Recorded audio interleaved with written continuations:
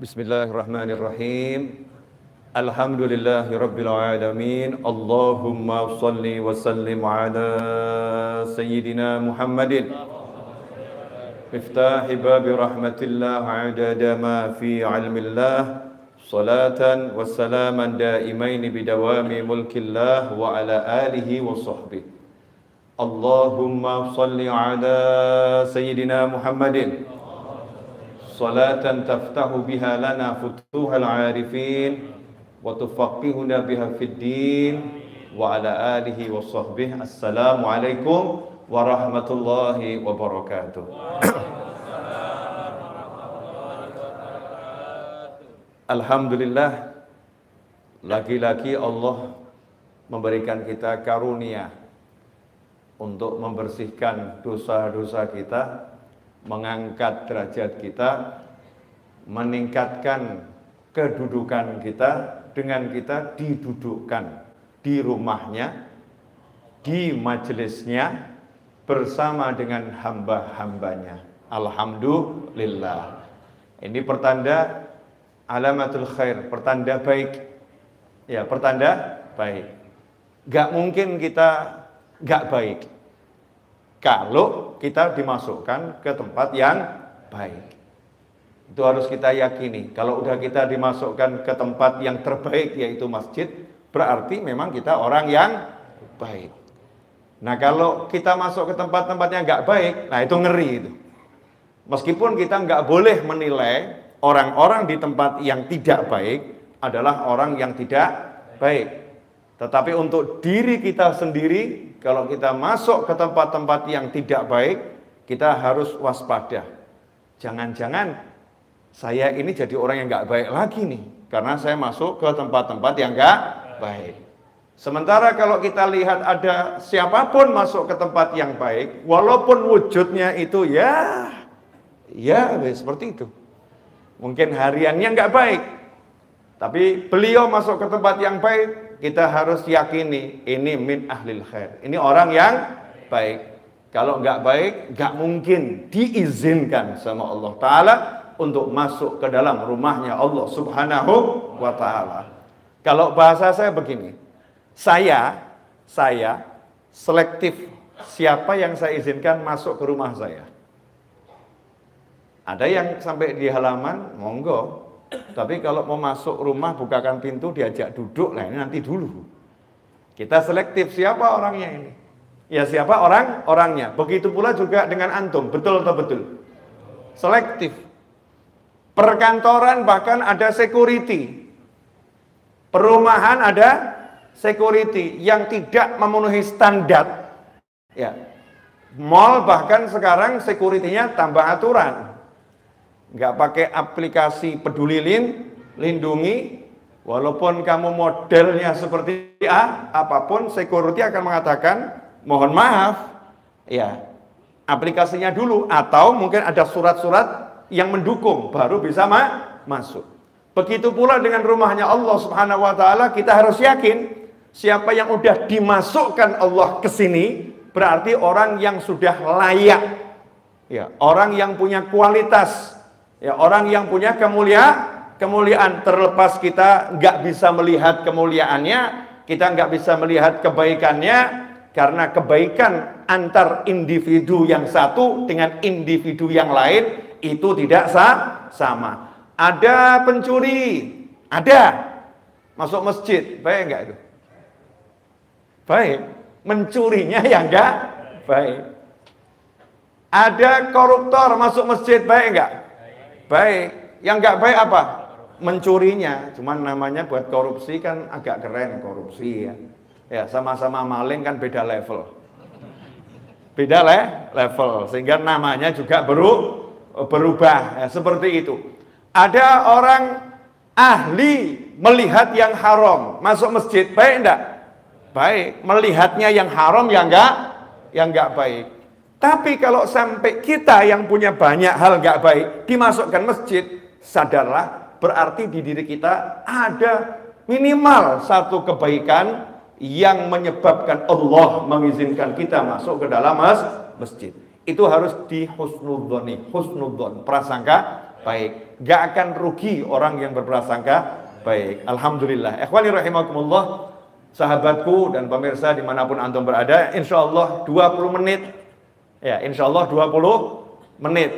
Jangan lihat saya pandangan gak enak. Ya, 20 menit itu kalau barokah ya insya Allah manfaatnya luar biasa. Buat yang ahli kuota, ngucapnya Alhamdulillah nih. Alhamdulillah. Hanya 20 menit. Hemat kuota itu. Mungkin buat yang di sini kok terlampau cepat 20 menit. 20 menit insya Allah kita udah masuk waktu Isya. Ya insya Allah masuk waktu Isya. Jadi 20 menit ini insya Allah berkah. Saya mau bicara tentang serahkan urusanmu kepada Allah. Serahkan urusanmu kepada Allah. Ini yang pengen saya sampaikan dan sebarluaskan beberapa hari ini, terus saya ulang-ulangi meskipun judulnya berbeda, gayanya berbeda, tapi intinya sama. Ya, intinya sama. Kali ini judulnya serahkan urusanmu kepada Allah. Kenapa ini saya angkat? Ya, kenapa ini saya angkat untuk bulan ini atau mungkin bulan-bulan ke depan, tema ini akan saya hangatkan gitu. Serahkan urusanmu kepada Allah Subhanahu wa taala. Karena ketika saya buka kolom khusus untuk bertanya, ya, kolom khusus untuk bertanya lewat pesan WhatsApp di nomor tertentu, itu pertanyaan yang masuk rata-rata pertanyaan orang, mohon maaf gitu, mentok, pusing, banyak hutang bingung, suaminya nyebelin bingung, istrinya ngeruwetin bingung, anaknya nggak bisa diatur bingung, tetangganya reseh bingung. Ini bahasanya orang zaman sekarang gitu ya. Di kantor banyak masalah, bingung. Satu kata gitu, bingung cari solusi.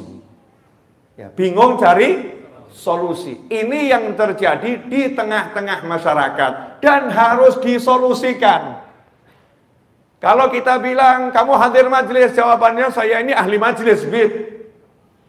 Kalau kita bilang kamu baca istighfar yang banyak, oh udah kebanyakan, Bib, masya Allah, udah kebanyakan, Bib. Kalau kita bilang kamu sholat hajat dan yang lain, udah saya jalankan, Bib. Kalau kita bilang kamu banyak baca surat Yasin, jangankan Yasin, Bib, khatmul Quran itu udah saya lakukan berkali-kali, tapi masih pusing, Bib. Ada enggak yang seperti ini? Ada kan ya? Nah, ini kan pertanyaan yang harus dijawab. Dalam sebuah hadis, ini sekarang tanggal berapa ini? Jumadil akhir. Tanggal berapa? Besok sudah masuk 20, berarti sekarang tanggal 20. Ya, 20 Jumadil akhir. Kalau saya nggak salah nanti dicek lagi. Saya ini juga nggak hafal peristiwa-peristiwa. Nenek saya itu lahirnya tanggal 20 Jumadil akhir. Kenal nenek saya? Kalau nggak kenal keterlaluan. Asli kalau nggak kenal keterlaluan. Nenek saya namanya Fatimah Az-Zahra, putranya Nabi Muhammad SAW, putrinya Nabi Muhammad SAW. Itu nenek saya. Ini tanggal 20 kalau saya nggak salah ya. Nah, kadang cucu kan juga salah tanggal, wajar tuh ya. Cucunya juga nggak jelas. Cucunya nggak jelas. Itu nenek saya kalau nggak salah lahir 20 Jumadil akhir. Malam ini bergeser ke maghrib kan sudah mulai tanggal 20 Jumadil akhir. Maka saya akan mengenang wasiatnya Nabi Muhammad SAW untuk nenek saya, untuk putrinya tercinta Fatimah Zahra radhiyallahu anha. Rasulullah mengatakan, ucapkan wahai Fatimah, baca doa ini. Ya Hayyu ya Qayyum birahmatika astaghith, ya wa min azabika astajir, aslih li sya'ni kullahu wa la takilni ila nafsi tarfata ain. Walaupun riwayatnya beda-beda. Ada ya Hayyu ya Qayyum birahmatika astaghith, kemudian langsung aslih li sya'ni kullahu wa la takilni ila nafsi tarfata ain. Kalau diterjemahkan bebas, kalimat itu diperintahkan oleh Nabi Muhammad SAW kepada putrinya. Nah, ini menarik ya. Saya mau nanya sama bapak-bapak dan ibu-ibu, mohon maaf. Kapan terakhir kali kita panggil anak kita, putra atau putri kita, Kemudian kita ngomong begini, nak, jangan lupa ya, kalau habis sholat subuh sama habis sholat maghrib atau pagi sama sore, jangan lupa baca doa ini. Ini doa favoritnya ibu, ini doa favoritnya ayah. Baca doa ini, insya Allah kamu selamat dunia akhirat. Ayo dibaca, diapalin. Kapan terakhir kali bu? Kok wajah diem semua, kenapa? Belum pernah? Belum pernah? Ya udah, jangan nanti malam deh. Besok ya, cari dulu doanya. Nah, bapak ibu apalin dulu, baru anaknya suruh ngapalin. Jangan nanti giliran, jangan lupa ya baca doa ini. Doanya apa? Sebentar, lihat Google dulu. Sebentar, jangan gitu. Kita hafalkan dulu doa-doa yang bisa kita wasiatkan untuk putra-putri kita. Karena hadiah terbaik seorang mukmin kepada mukmin yang lain adalah ilmu, adalah doa. Maka hadiah terbaik kepada anak adalah bekali ilmu akhirat. Kasih dia amalan, kasih dia zikir, kasih dia doa.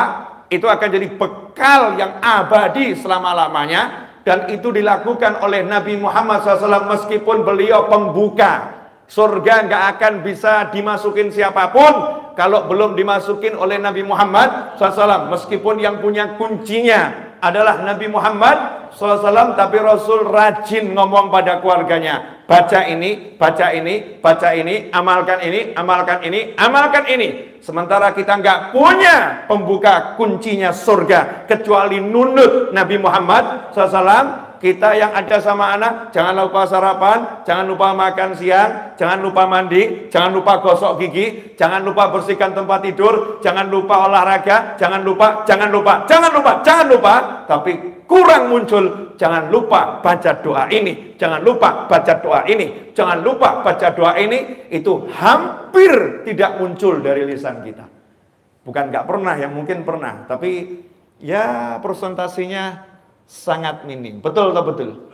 Ya nggak betul juga nggak apa-apa, tapi saya yakin betul. Ini karena berdasarkan pengalaman di lapangan ya. Saya kan orang lapangan, kumpul dengan masyarakat. Ya Hayyu ya Qayyum, duhai yang maha hidup dan maha kuasa mengurus segala sesuatu sendiri. Ya Hayyu ya Qayyum. Manggil Allah dengan panggilan yang sangat indah, yang Allah ajarkan kita untuk berdoa dengan nama-namanya. Ya Hayyu, Ya Qayyum. Setelah panggil Allah,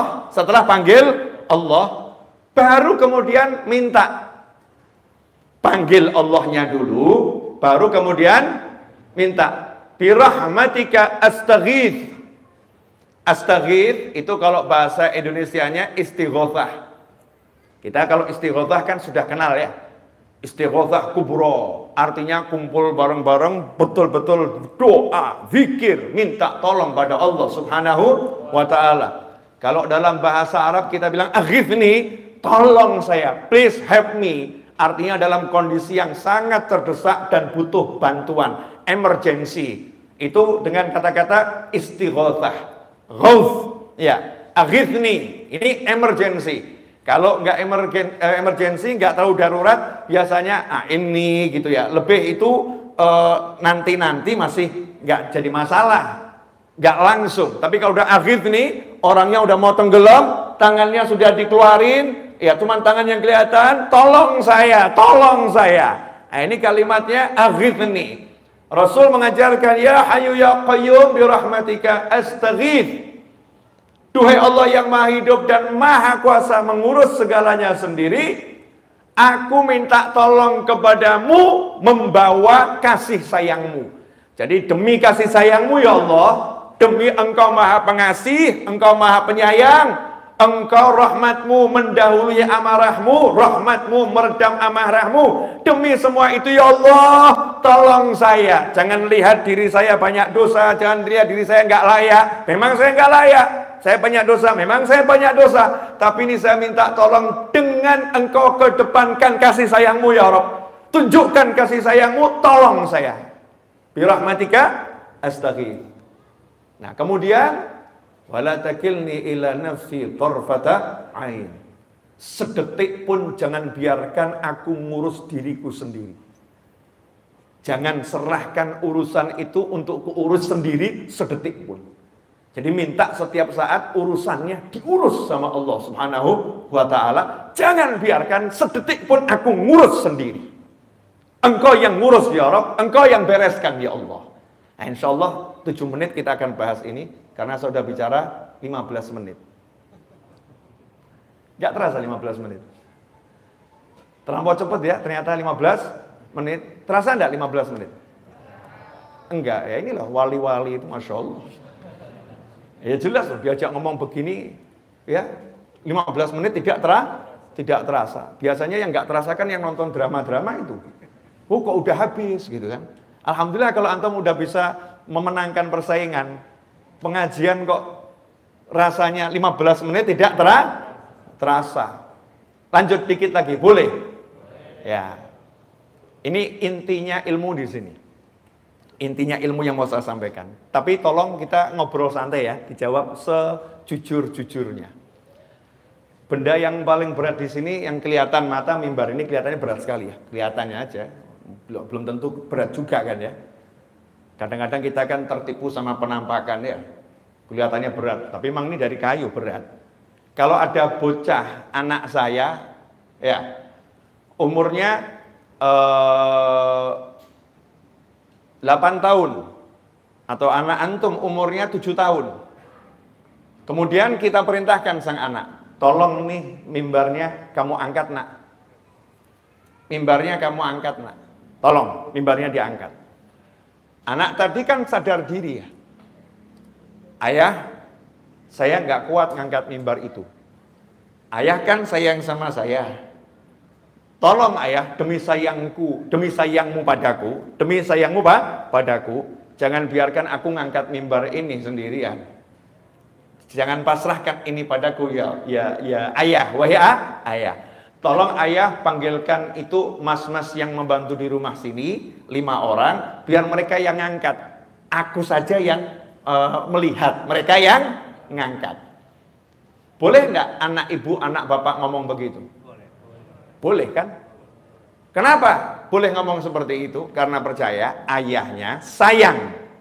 Karena percaya ayahnya sayang. Yang pertama itu. Yang kedua, percaya ayahnya punya wewenang untuk memerintahkan karyawan-karyawan yang bekerja dengan ayahnya di rumah itu. Betul atau betul?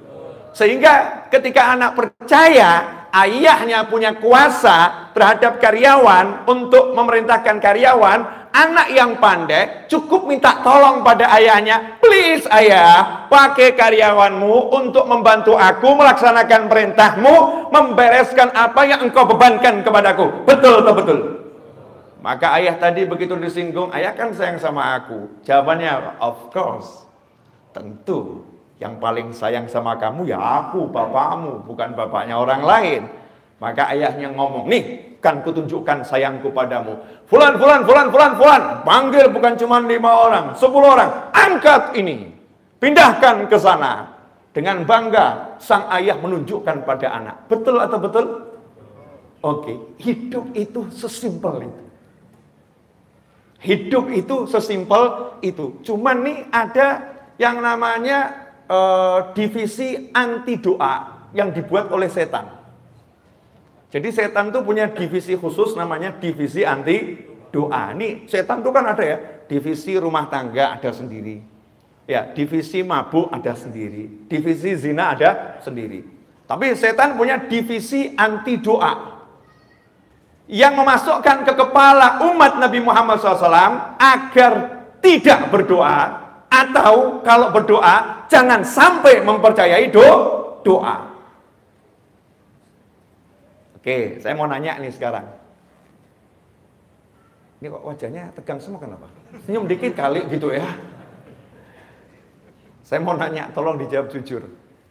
Yang punya hutang angkat tangan. Ya, ayo ngangkat tangan, jangan malu lah.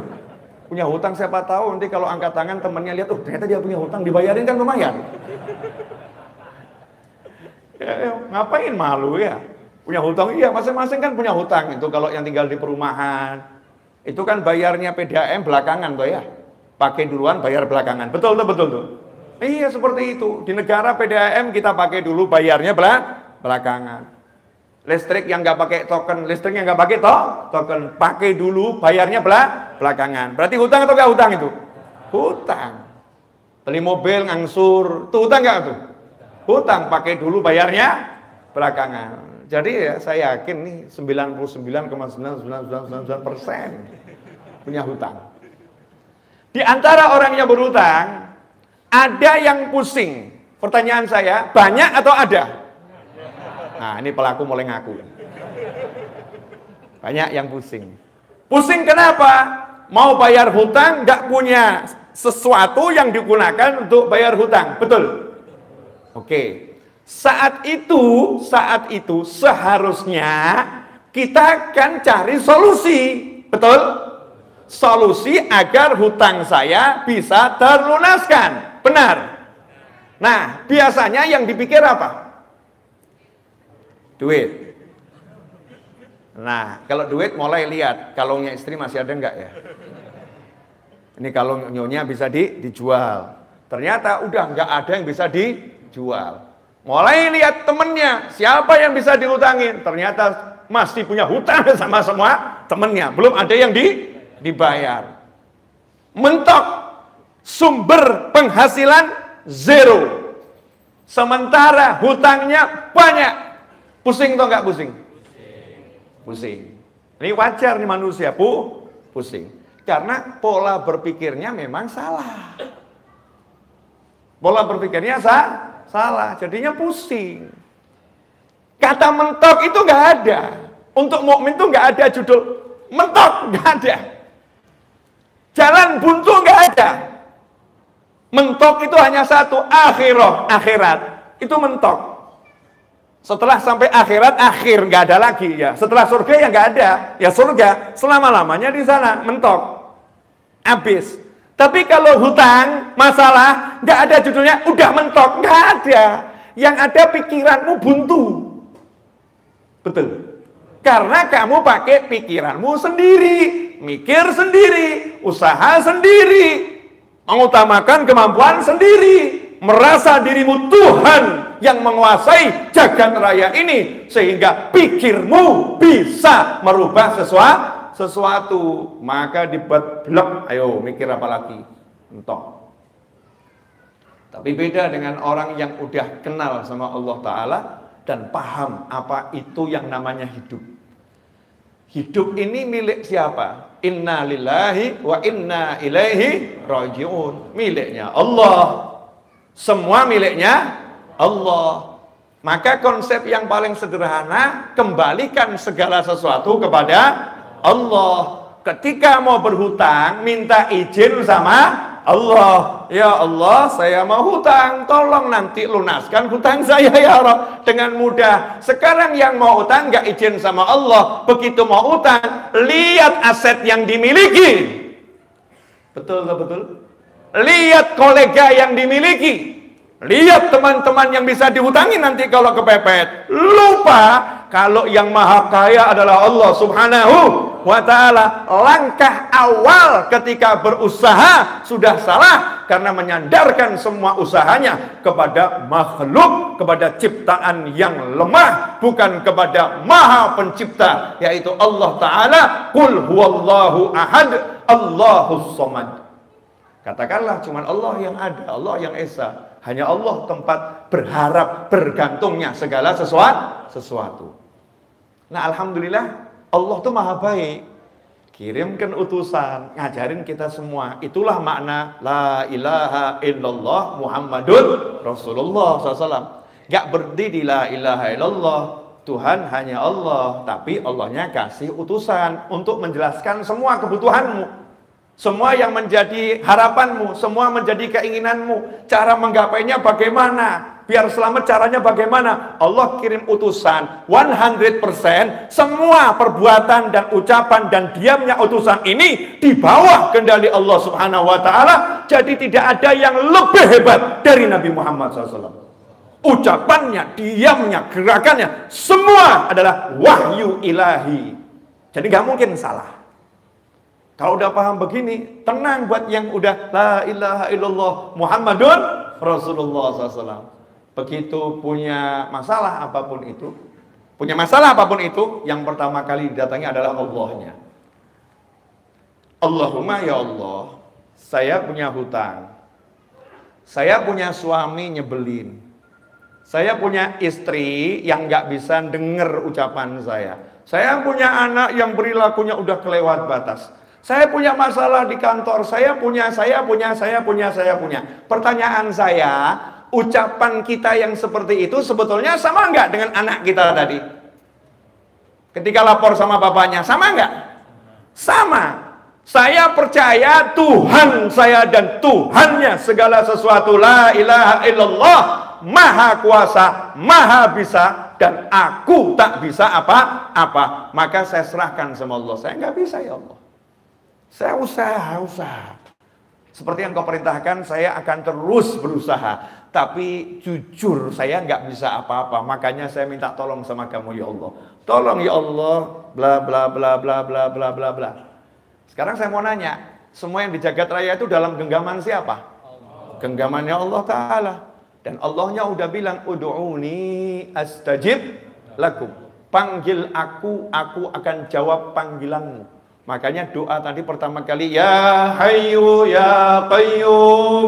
Kalau kita berdoa, Allahumma Rabbi inni Ya Rabbana. Manggil Allahnya dulu. Allah. Nggak ada doa ujuk-ujuk.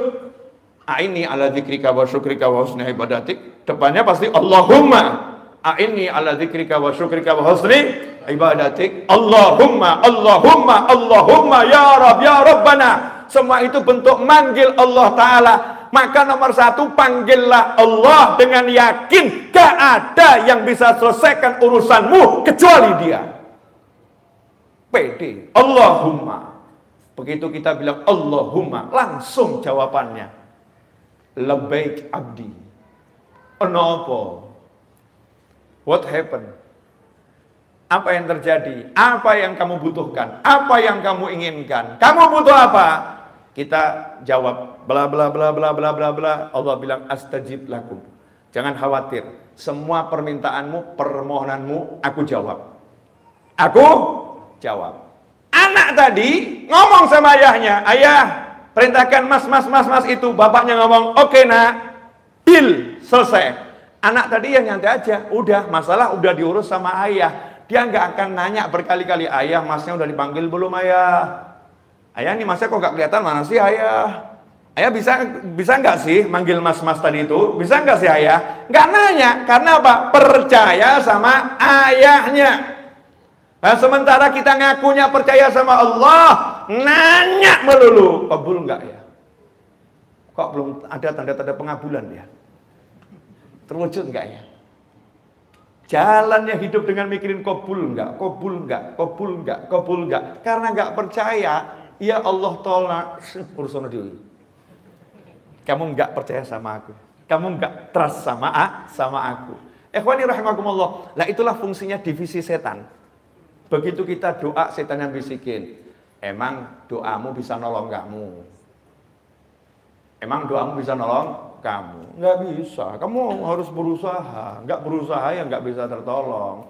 Setan sebelah kiri bisikin, usahamu udah mentok, nggak ada jalan keluar, mau usaha apa lagi? Jadi ya doamu ya percuma, nggak akan menghasilkan apa-apa. Ngomong nggak ada usaha yang bisa kamu lakukan kok. Kamu udah mentok, blung, akhirnya diem, merenung, mata mendelik.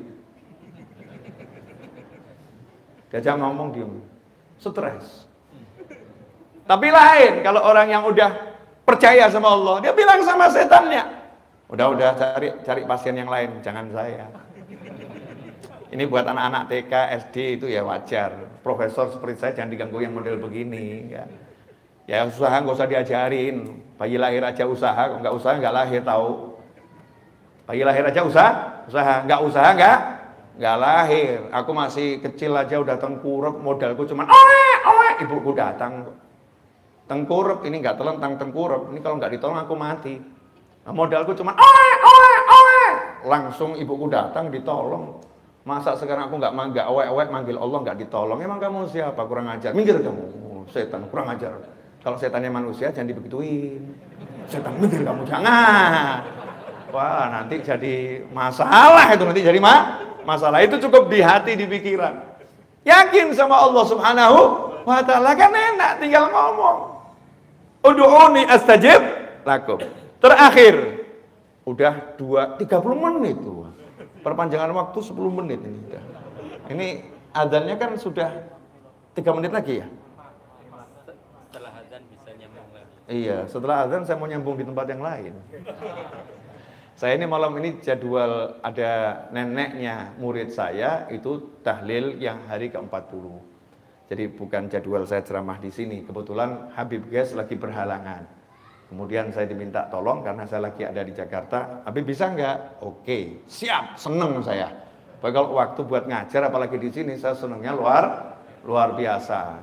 Nah, jadi setelah dari sini saya cus ke tempat yang lain. Boleh toh? Nggak boleh juga tetap jalan. Tetap jalan. Terus apa fungsinya ngomong? Ya nggak tahu, asal ngomong aja ini. Nah, hadirin yang dimuliakan Allah Ta'ala. Ini akhirnya untuk menggabungkan dari awal tadi. Yang terakhir begini, simple. Pernah tahu yang film-film tukang sihir itu? Judulnya macam-macam ya. Saya masih cari itu selain Harry Potter, ya. Hanya Harry Potter saja itu yang pakai kakek sihir. Betul ya? Itu mungkin yang buat juga merasa ada diskriminatif di kelompok tukang sihir. Ya, kaum lelaki merasa diremehkan gitu ya. Masa lelaki kalah sihirnya sama perempuan? Mungkin loh ya, muncul Harry Potter. Karena dari dulu tuh ya nggak ada judulnya kakek sihir. Yang ada selalu nenek sihir. Betul nggak? Jadi ibu-ibu sebagai wanita harusnya protes itu. Kenapa sekarang ada kakek sihir? Sampai sihir aja laki-laki mau ngerebut. Itu wilayah kami. Masya Allah. Nenek sihir. Di Al-Quran juga nafasa wanita-wanita yang meniupkan buhul-buhul. Ada ikatan-ikatan sihir. Ditiup-tiup sama perempuan yang ahli sihir. Nenek-nenek sihir. Nah kalau kita ambil dah sekarang ini, entah itu kakek, entah nenek, pokoknya penyihir. Penyihir itu kekuatannya di mana? Ya kan saya pakai penyihir karena Anda kan penggemar Harry Potter. Pernah lihat kan ya film Harry Potter. Di mana kekuatannya? Ucapan. Tongkat, kemudian diputer-puter. Ya, baca.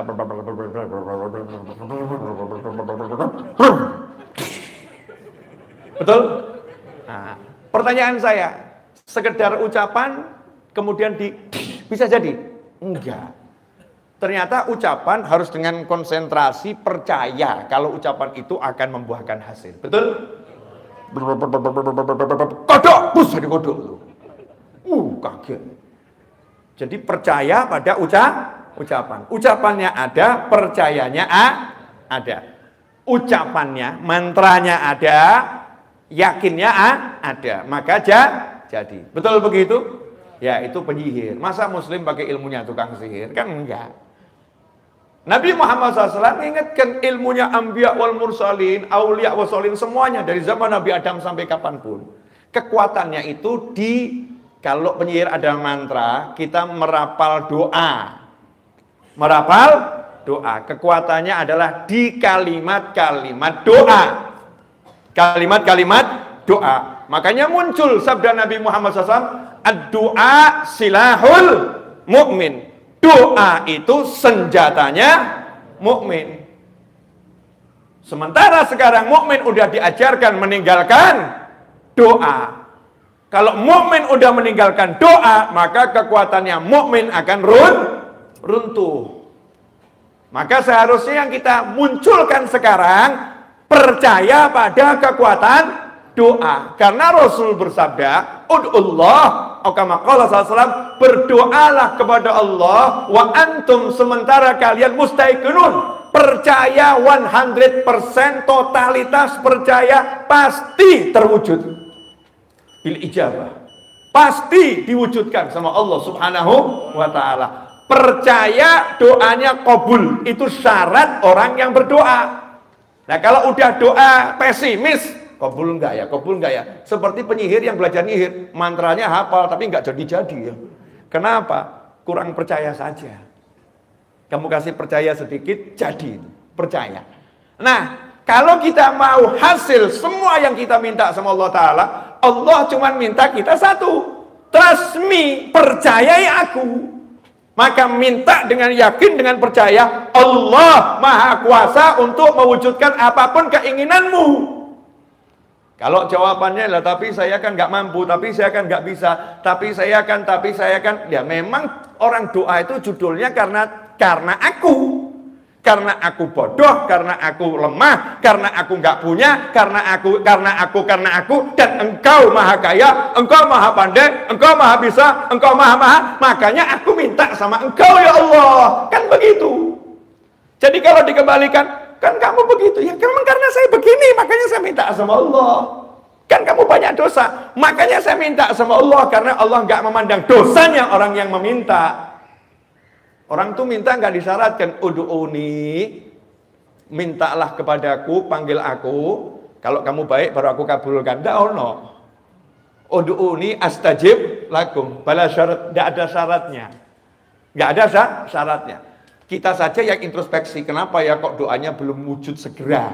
Kok nggak segera terwujud ya? Kok lama? Oh ya mungkin ada pemeriksaan kendaraanmu, suratnya nggak lengkap, ya terhambat di jalanan. Kalau suratnya lengkap ya langsung. Mungkin itu upaya kita untuk selalu memperbaiki kualitas kita dalam minta sama Allah Subhanahu wa ta'ala. Tapi kalau aslinya Allah nggak pernah lihat modelmu seperti apa. Kalau minta dengan yakin dikasih. Iblis minta dengan yakin dikasih. Ya, kan iblis minta, ya Allah, tolong tunda penyiksaanku sampai hari kebangkitan, gitu kan ya? Tunda penyiksaanku selama-lamanya, jangan disiksa aku. Sama Allah dikasih batas waktu maklum, dengan waktu yang tertentu sampai hari kebangkitan saja. Tapi intinya iblis minta dikasih sama Allah. Padahal iblis baru saja unjuk kesombongan. Baru maksiat yang terbesar, sombong pada Allah Ta'ala, minta dikasih. Dosa kita ini paling apa toh paling? Ya insya Allah kan dosanya nggak sombong sama Allah kan, nggak toh ya. Paling-paling lihat perempuan yang cantik jadi suka lihat yang laki-laki. Ya, paling kan dosanya model-model begitu. Yang ibu-ibu lihat aktor Korea kok ganteng seneng gitu kan ya. Itu dosa bu, ya. Paling kan dosanya model-model begitu. Nggak sampai yang begitu-begitu gitu ya. Nggak sampai begitu. Ya insya Allah kalau kita angkat tangan betul yakin sama Allah, minta sama Allah ya beres. Masalahnya yakin atau tidak. Jadi masalah hidupmu dan hidupku dan hidup kita semua simple sebetulnya. Perbaiki yakinmu, beres urusanmu. Perbaiki yakinmu, beres urusanmu. Dan anehnya ya, sama perusahaan yang menjanjikan gaji di akhir bulan kamu percaya, sama Allah yang sudah menjanjikan engkau berdoa pasti aku wujudkan, kenapa enggak percaya? Sama itu loh, kalau pesan online tuh ya, pesan online entah itu food apa gitu ya, kalau sudah pesan kemudian diklik, kemudian sudah siap dihantarkan, ya sudah siap dihantarkan, driver sedang mengantarkan pesananmu, ya engkau kan ya nyantai nunggu di rumah toh. Nggak ngecek terus setiap 1 menit dicek kan tidak ya. Nanti kalau udah datang kan ya datang. Kalau pesan kepada aplikasi online pesan barang pengirimannya next day, ya kita ya juga yakin kalau udah dikirim ya besok sampai. Nggak tiap detik ngecek sampai atau tidak. Kenapa kita pesan sama Allah Ta'ala kok nggak percaya pasti sampai? Seharusnya kita percaya, lanjutkan kehidupan. Jazakumullah khairan. Walafu minkum. 40 menit kurang 20 sekian detik saya udah berbicara. Mudah-mudahan yang singkat ini meskipun mengecewakan, membahagiakan. Wajahnya nggak enak semua gini ya. Ya. Nah, bagi yang ingin belajar lebih jauh sama saya buka kelas khusus di channel YouTube Habib Novel Alidrus. Itu ada program berbayar. Ya, ada program berbayar, berlangganan channel YouTube dengan harga Rp99.900 setiap bulan. Ya, setiap bulan belum termasuk PPN. Nanti saya akan mengajar ajaran-ajaran khusus di situ. Di antaranya yang segera insya Allah saya akan mengajar di situ ya untuk pelanggan khusus. Channel saya kan untuk semuanya gratis, tapi ada ruangan khusus yang berbayar namanya ruangan santri virtual. Nah di situ saya akan mengajar insya Allah dalam waktu segera di pekan depan ini, entah Senin entah Selasa saya akan munculkan videonya, kitab Al-Hikam ya, satu demi satu di antaranya itu. Kemudian kitab Riyadhus Shalihin ya, satu demi satu, dan banyak kitab yang lain. Nanti yang penasaran ya, silahkan dicek saja channel YouTube-nya ya, silahkan dicek. Kemudian kalau di MRBJ ngajinya saya kapan, saya aja nggak tahu, apalagi Anda. Gitu ya, pokoknya tiba-tiba ada share ya hadir. Ada share hadir, kalau ada waktu luang hadir. Saya kalau lagi ngajar dimanapun, insya Allah saya live streamingkan. Jadi bisa lihat dari channel YouTube saya, kita bisa terus belajar dimanapun kita berada. Pesan saya sebelum mengakhiri kajian di malam hari ini, jangan kita sibuk mengomentari orang lain, sibuklah mengomentari diri sendiri. Jangan pernah mengomentari hal-hal yang nggak perlu dikomentari, tapi nggak mengomentari sholat anak kita yang belum beres, sholat pasangan hidup kita yang belum beres, sholat pembantu rumah tangga ART kita yang belum beres. Sibuklah memikirkan rumahmu agar selamat bangsamu, jangan sibuk memikirkan rumah orang lain dan rumahmu tak pernah kamu perbaiki, roboh bangunan yang ada di negeri ini. Paham maksud saya ya? Jadi fokus perbaiki diri sendiri dan kembalilah cari ilmu. Insya Allah akan jadi barokah dan manfaat. Wal afu minkum. Wassallallahu ala sayyidina Muhammadin wa alihi wasallam. Walhamdulillahi rabbil alamin. Wassalamualaikum warahmatullahi wabarakatuh.